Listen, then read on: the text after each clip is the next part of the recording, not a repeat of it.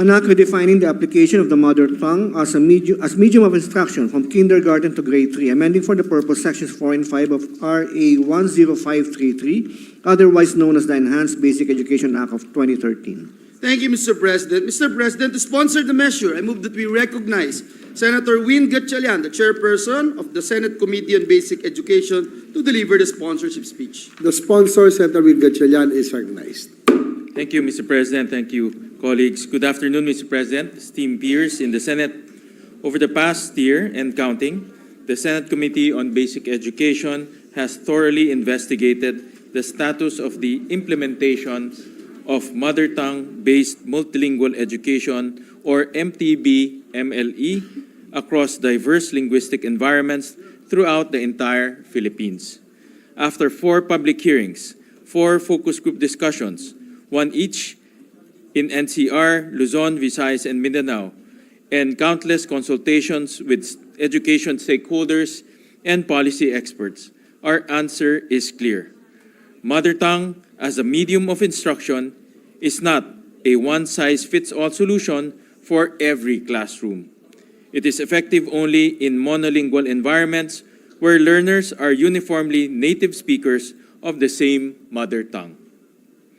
In line with our findings, we are sponsoring Senate Bill number 2457 to redefine the application of mother tongue as medium of instruction from kinder to grade 3. This bill seeks to amend Republic Act number 10533, otherwise known as the Enhanced Basic Education Act of 2013, to limit the application of mother tongue instruction policy to monolingual classroom environments. Meanwhile, the delivery of basic education in multilingual environments shall revert to the bilingual mode of instruction with Filipino and English as the primary media of instruction pursuant to the 1987 Constitution. If necessary, the regional languages shall serve as auxiliary media of instruction in the regions. In essence, we propose to limit the application of mother tongue as medium of instruction to monolingual classrooms, the precise learning environment in which the use of mother tongue is effective in theory and in practice. This more nuanced and specific approach to mother tongue as medium of instruction is appropriate considering the lack of evidence to support its application in multilingual learning environments. The committee conducted a systematic review of 39 empirical studies and reports on the effectiveness of mother tongue-based multilingual education using the established preferred reporting items for systematic and meta-analysis, or PRISMA method. The research included empirical studies conducted in the Philippines and foreign jurisdictions, as well as 16 policy reports and studies conducted between 1953 and 2018. Our review revealed evidence consistently supporting the implementation of mother tongue education in linguistically homogeneous school settings, especially in rural settings or to serve minority ethno-linguistic communities. However, there is no evidence whatsoever on record to support the use of mother tongue education in linguistically heterogeneous settings. In fact, all studies and experiments presented to the Committee on Basic Education were conducted in linguistically homogeneous settings. Notably, even the key experiments cited by the Department of Education as basis for implementing mother tongue education proved that the policy is effective only in monolingual settings. To cite a few examples, 2 studies were cited as basis for implementing the policy in DepD Order 74, Series of 2009, and number 16, and DepD Order number 16, Series of 2012. First, the Lingua Franca experiment, conducted by the DepD from 1999 to 2002. This was done in 3 linguistically homogeneous school settings: Cebuano-speaking schools, Ilocos-speaking schools, and Tagalog-speaking schools. Second, the well-documented Lubuagan experiment, conducted by the Summer Institute of Linguistics in the province of Kalinga from 1999 to 2011, was similarly conducted in linguistically homogeneous schools where all learners speak Lilubwagen as their first language. Both studies revealed that the group of learners exposed to mother tongue instruction performed significantly better in science, math, and reading compared to learners who were not. In Lubwagan case, these results were consistent for learners grade 1 to grade 3. This is significant because the Philippines is classified as a highly multilingual society by various language mapping data. Language data from 2020 Census of Population and Housing show that there are about 245 reported languages in the country. Currently, DepD officially covers only 19 languages in implementing MTB-MLE, accounting for a measly 8% of the total languages reported in the census. Further analysis also shows that some of the widely spoken languages, Boholano at rank 11, Masbateño at rank 16, Kankanae at rank 19, are not covered by the 19 languages used by the DepEd.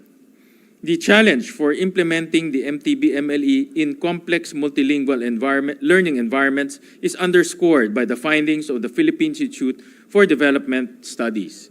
In 2019, PIDS conducted a study on MTB-MLE implementation, collecting data from 16,287 schools. The underlying objective of the study was to gauge the readiness of schools to implement MTB-MLE. The PIDS cited 4 preconditions or minima for successful implementation of MTB-MLE at school level: writing big books on language, literature, and culture, documenting orthography or writing system of the language, documenting the grammar of the language, and compiling a dictionary of the language's words. At the second public hearing on this matter, conducted on June 21, 2023, the Chief Education Program Specialist of the DepEd Bureau of Learning Delivery, Dr. Rosalinda Villaneza, confirmed that the necessity for classifying the 4 minima as a prerequisite for implementing MTB-MLE. PIDS found that only 9% of schools surveyed had accomplished all 4 preconditions for the implementation of MTB-MLE. 11% had completed 3 out of the 4 requirements, while 1/4 or 25% had only completed 2 out of the 4 requirements. Almost half, or 49%, had completed only one requirement. Meanwhile, 6% of schools had not even conducted a single one of the 4 minima. In essence, it appears that the vast majority of schools surveyed are simply not prepared to deliver quality instructions to learners in their respective mother tongues. Sa madaling salita, lumalabas na karamihan sa mga paaralan na isiniilalim sa pagsusuri ay hindi naman talagang handang magbigay ng dekalidad na instruksyon sa mga mag-aaral gamit ang kanilang sariling wika. No less than the landmark 1953 UNESCO Mother Tongue Study backs our proposal to limit mother tongue instruction to monolingual classrooms.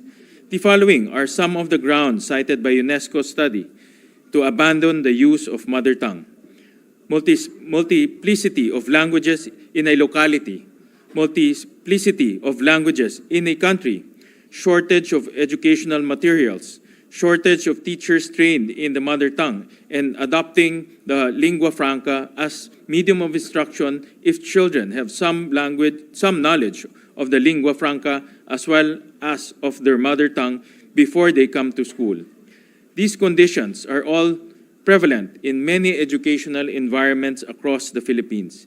In fact, as early as 2012, the DepEd through Department Order 16-12 prescribed that in schools where there are 3 or more mother tongues or variations of lingua franca without any approved orthography spoken by the pupils, the lingua franca in that area shall be used as medium of instruction. Further, in 2019, Department Order 21-19 prescribed that for mother tongue languages that are not included in the 19 languages currently used by the department, the school may use the lingua franca that is closest to any of the 19 languages as a subject for literacy development and as medium of instruction for teaching and learning. Reiterating the UNESCO study, adoption of lingua franca as medium of instruction is one of the grounds for the abandonment of the use of mother tongue as medium of instruction. It should be noted as well that the redefinition of the application of MTB-MLE embodied by Senate Bill number 2457 is consistent with Section 7, Article 14 of the 1987 Constitution, which provides that the official languages of instruction shall be Filipino and, until otherwise provided by law, English, with regional languages serving as auxiliary media of instructions when applicable. Restoring Filipino English as the primary media of instruction in multilingual environments will likely prove to be popular among our constituents. According to the Pulse Asia survey conducted between September 17 to 21, 2022, 88% of respondents supporting using Filipino as primary language of instruction in grades 1 to 3, and 71% also support the use of English. Meanwhile, only 38% support using local languages. In summary, Mr. President, the evidence on hand show that the uniform application of MTB-MLE to multilingual learning environments across the Philippines during Key Stage 1 or kindergarten to grade 3 is neither desirable nor advantageous to boosting learner outcomes. As such, the legislature must step in and mandate a more effective approach that will help young learners achieve greater mastery of their lessons and hopefully improve their academic performance over the long term. Redefining the application of the MTB-MLE will allow us to use mother tongue instruction in linguistic contexts where it has been proven effective. And we will not stop using it where there is no theoretical or practical basis to do so. We are hopeful that the simple but long-reaching reform embodied by Senate Bill number 2457 will improve learner outcomes during the critical early stages of basic education. Bilang mga mambabatas, oras na upang makinig sa tinig ng ating mga kababayan na lubos na naapektuhan. Ang mga guro, mga magulang at mga mag-aaral mismo na nasa hanay ng sektor ng edukasyon ay saksi sa epekto ng MTB-MLE sa kanilang komunidad. Dapat natin isalang-alang ang hinaharap ng mga kabataang hindi lubusang naunawaan ang kanilang pinag-aaralan. The time for experiment is over. It is time for us to apply our learnings over the last decade in recalibrating the mother tongue-based multilingual education policy to match the multilingual context of our diverse Filipino population. Thank you, Mr. President, distinguished peers. Majority Leader. Thank you, Senator Gatchalian. Mr. President, the Senators De La Rosa and Padilla would also like to co-sponsor the measure by inserting their co-sponsorship speech into the records. May we just put that on record, Mr. President?